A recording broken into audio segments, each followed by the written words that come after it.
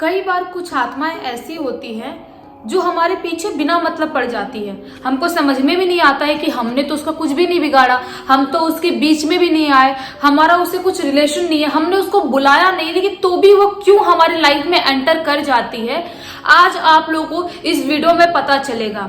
नमस्कार दोस्तों, bloody tax के आज के बहुत ही ज्यादा खौफनाक से भूतिया से एपिसोड में आप सभी लोगों का बहुत बहुत स्वागत है। दोस्तों, ये घटना जो घटी थी एक डांसर लड़की के साथ घटी थी, जिस लड़की का नाम है सोहिनी। एक्चुअली सोहिनी बंगाल की रहने वाली है, बट वो जो अभी रह रही है अहमदाबाद गुजरात में रह रही है। उसकी जो डैड है वो एयरफोर्स में है, उनकी पोस्टिंग यहीं पे गुजरात अहमदाबाद में हुई थी, जिसकी वजह से वो यहीं पे रह रही है और उसकी उम्र अभी 21 साल की है। जब उसके साथ ये घटना घटी थी तब उसकी उम्र लगभग 18.5 साल की थी और ये घटना 2019 में उसके साथ घटी थी। और क्या हुआ था एक्चुअली उसके साथ वो सब कुछ मैं आप लोगों को बताती हूँ। एक बार क्या होता है कि सोहिनी डांस सीख रही होती है एक डांस क्लास में जाके वहीं पे अहमदाबाद में, और स्टडी भी साथ में उसका चालू था। तो एक दिन क्या होता है, जो डांस टीचर थी उसकी क्लास की, वो बोलती है कि मैं ना कहीं अपन कैंपिंग करने चलते हैं, जंगल में फॉरेस्ट में जाएंगे, वहां पे मस्त एंजॉय करेंगे, मजे करेंगे, ग्रुप के साथ चलते हैं, क्या तुम भी चलना चाहोगे? ऐसा सोहिनी से पूछती है उसकी जो डांस टीचर थी वो। तो सोहिनी भी सोचती है कि मैं हाँ कर देती हूँ, क्योंकि मेरी तो कॉलेज की छुट्टियां चल रही हैं। 2019 में तो सबकी लगभग छुट्टियां चली रही थी, तो सोचती है क्या करने का। अब वैसे भी ये सब सिचुएशन बहुत खराब चल रहा है, मतलब जो भी बीमारी आई है वायरस, उसकी वजह से, तो मैं घूम के आ जाऊंगी, मस्त कैंपिंग करेंगे, फॉरेस्ट में जाएंगे, तो वो एक अलग लाइफ होगा, अलग एडवेंचर होगा। तो सोहिनी भी अपने डांस टीचर को हाँ कर देती है और ये लोग निकल जाते हैं घूमने के लिए। जब ये लोग निकलते हैं घर से, ये लोग का अराउंड 20-25 लोगों का बहुत बड़ा ग्रुप था, जो सब लोग निकलते हैं और एक प्राइवेट बस करते हैं। उस बस से ये लोग एक पास में ही, गुजरात के पास में ही एक जंगल में पहुंच जाते हैं, वहां पे एंजॉय करने के लिए। जब ये लोग वहां पे पहुंचते हैं तब तक तो सब कुछ बहुत अच्छा था, बहुत एंजॉय किए, पूरा दिन मस्त गया इनका, फोटोज निकाले, बहुत सारे वीडियोस बनाए, सबने मतलब अच्छा एडवेंचर किया वहां पे जाने का, बहुत मजा आया सबको।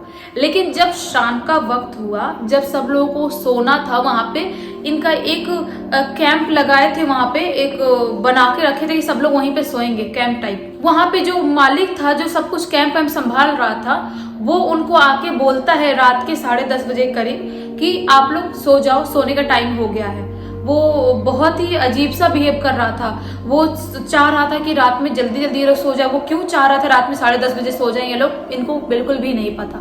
लेकिन ये लोग बोलते हैं उस कैंप वाले को, जो वहां का मालिक था, उसको कि हम लोग तो इतने कम कैंप में आ नहीं सकते, क्योंकि हम लोग का ग्रुप बहुत बड़ा है, 20-25 लोगों का है, और अभी हम लोगों को जो 5-6 लोग हैं उनको सोने के लिए यहाँ पे दिक्कत हो रही है, तो हम यहाँ पे कैसे मैनेज कर सकते हैं? आप देखो कहीं और दूसरा डालो कैंप या कुछ जुगाड़ करो हमारे सोने रहने के लिए। तो उस आदमी से जब बोलते हैं तो वो आदमी बोलता है कि यहाँ पे तो पॉसिबल नहीं हो पाएगा, क्योंकि यहाँ पे जितने लोगों को जगह था मैंने आप लोगों को दे दिया और यहाँ पे बस इतना ही जगह था। वो बोलता है कि यहाँ से 2 किलोमीटर एक और जगह है जहाँ पे बहुत सारे कैंप लगाए हुए हैं और वहां पे आप चल के सो सकते हो, वहां पे रह सकते हो। तो वो लोग बोलते हैं कि रात के 10:30-11 बजे हम यहाँ से जंगल से 2 किलोमीटर अकेले दूर कैसे जा सकते हैं? आप कोई गाड़ी या कुछ प्रोवाइड कराओ जिससे हम लोग यहाँ से निकल के जाएंगे वहां पे रहने के लिए, सोने के लिए। तो जो मालिक था वहां का, वो अपनी ओपन जीप लाता है और बोलता है कि आप लोग इसमें ही चल लो। तो जो डांस टीचर थी वो, उनकी 2 बेटियां और ये सोहिनी थी वो, और उनके हस्बैंड, ये लोग ओपन जीप में बैठ जाते हैं उस 2 किलोमीटर वाले लोकेशन पे जाने के लिए।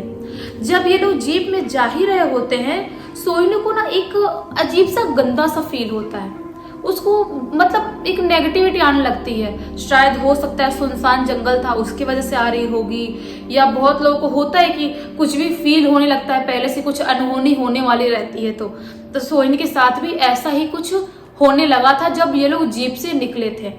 जब थोड़ी ही दूर जाती है, 1 किलोमीटर अराउंड जाती है, उसके बाद उसको ऐसा लगता है कि उसने जीप के बाहर देखा कि कुछ वाइट सी परछाई टाइप कोई चीज हवा में उड़ रही है। उसको बिल्कुल भी समझ में नहीं आया कि ये क्या था।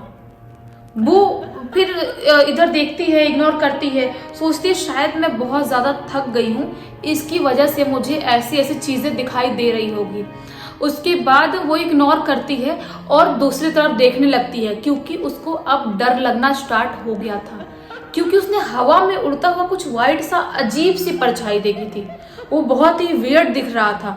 तो उसको समझ में नहीं आता कि उसको लगता है कि मैं अगर उधर देखूंगी वापस से तो मुझे वापस डर लगेगा, इससे अच्छा जो भी चीज़ें हो मैं इग्नोर करती हूँ और दूसरी तरफ देखती हूँ। वो जब देखती है जो उसकी डांस टीचर थी उन अजीब सा बिहेव कर रही है, वो अजीब अजीब से बाल वाल में से खुजली कर रही थी, अजीब से इरिटेट टाइप हो रही थी, बॉडी वाइब्रेट कर रही थी, मतलब अनकंफर्टेबल टाइप फील कर रही थी वो टीचर, जो डांस टीचर थी।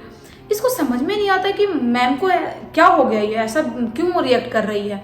वो पूछने ही वाली थी मैम को कि मैम क्या हुआ, तब अचानक उसकी जो मैम थी आगे बैठी थी, वो ऐसे करती है मुंडी और इसकी तरफ देखती है, मैम की पूरी आंख एकदम लाल पड़ गई थी।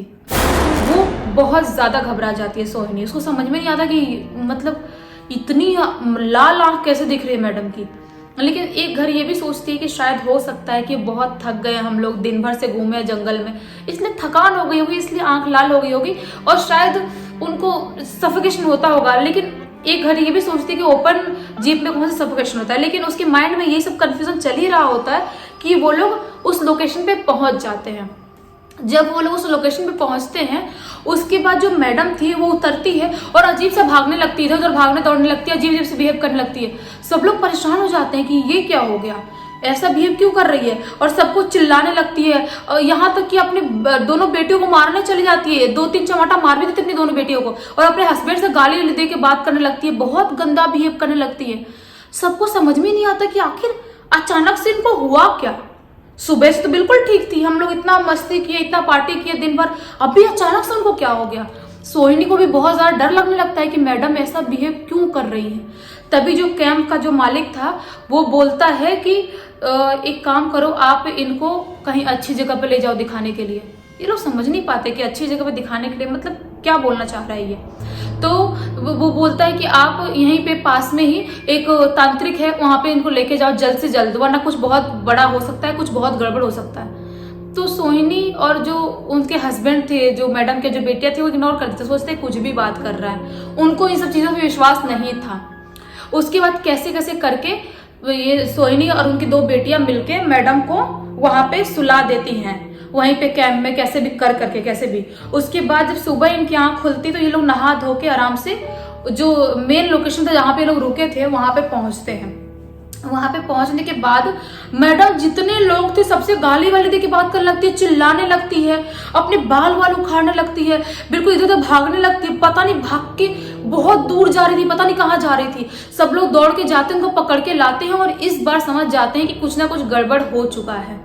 जब वो जो कैंप का मालिक था वो बोलता है कि अब मैंने आप लोगों को बोला था ना रात में कि आप लोग कहीं ना कहीं इनको ले जाकर दिखा के लाओ, एक काम करो आप लोग मेरे साथ चलो, हम इनको कहीं दिखा के लाते हैं, एक पास में ही तांत्रिक बाबा बैठते हैं, उनके पास लेके चलते हैं। तो वो मैडम को तांत्रिक बाबा के पास लेके जाते हैं। जब तांत्रिक बाबा के पास लेके जाते हैं तो बाबा देख के समझ जाते हैं कि इसके अंदर कुछ ना कुछ गड़बड़ है। वो बोलते हैं, एक सर्कल बनाते हैं गोला सा बड़ा सा, बोलते हैं कि इसके अंदर इसको बैठाओ। एक तो वो बैठ नहीं रही थी उसके अंदर, ये लोग जबरदस्ती करते हैं, कैसे भी कर करके उनको उस गोला के अंदर बैठाते हैं, और बैठाने के बाद वो और आक्रामक हो गई थी, मतलब इतना ज्यादा गंदा बिहेव करने लगी थी, वो भागने की कोशिश की थी गोला से।